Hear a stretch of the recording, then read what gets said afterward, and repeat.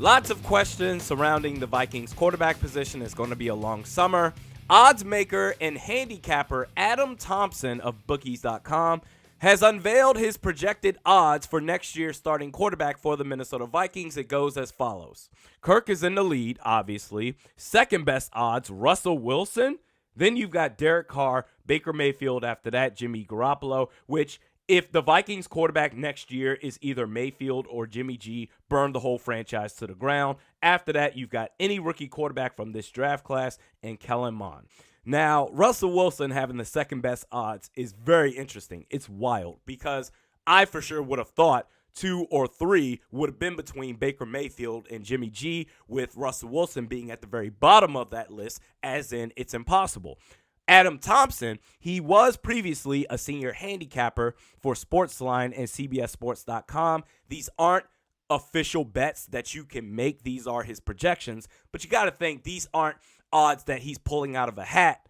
Russell Wilson to Minnesota? How could you not like that? That would no doubt unite the entire Vikings fan base from this deep divide of Kirk Cousins takes we've had so far this offseason.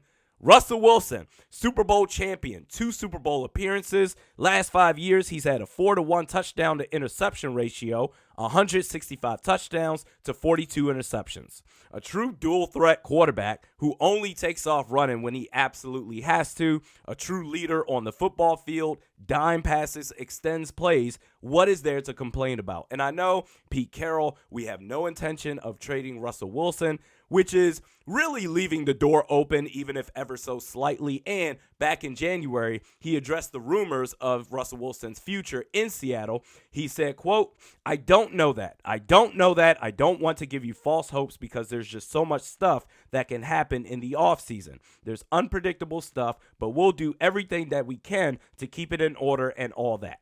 If you're Kwesi Adolfo-Mensah, you got to make the call. Now, what would it take to make that happen? If you're the Vikings, you got to keep that shit on the hush-hush. It actually makes me think of Kawhi Leonard when he won the championship with the Toronto Raptors. After that, he was an unrestricted free agent. It was announced that he was going to sign with the LA Clippers. And I shit you not, less than 10 minutes later, after that announcement, it was then announced that Paul George was being traded to the LA Clippers. It was an inside job by Kawhi's camp to make sure that happened as a stipulation for him signing with LA. The Vikings call Seattle. I'm guessing Schneider is going to ask for anywhere between 3 to 4 first-round picks. Okay, let me call you back. I'm sure Kwesi's voicemail box is completely full of teams inquiring on Kirk Cousins. Call those teams back and say, okay, I want 2 first-round picks. I talked about that in yesterday's video. 2 first-round picks, make the trade, call Seattle back. Here you go. The 2 firsts I got for Kirk Cousins plus 1 or 2 additional firsts of my own. The only thing left for Seattle to determine for their own interest is if this is going to be a pre or post June 1st trade. Because if they do a pre-June 1st trade, they'll save $11 million in cap this year, but also take a dead cap hit of $26 million. Versus a post-June 1st trade, they'll take the next 2 years dead cap of $13 million each, whereas this year they'll save even more, $24 million in cap. If there's any chance that the Vikings can land Russell Wilson, you have to be aggressive here. If these odds are any indicator, Russell Wilson being the second best favorite to be the Vikings next season, make it happen. Next video is tomorrow. We'll see you then.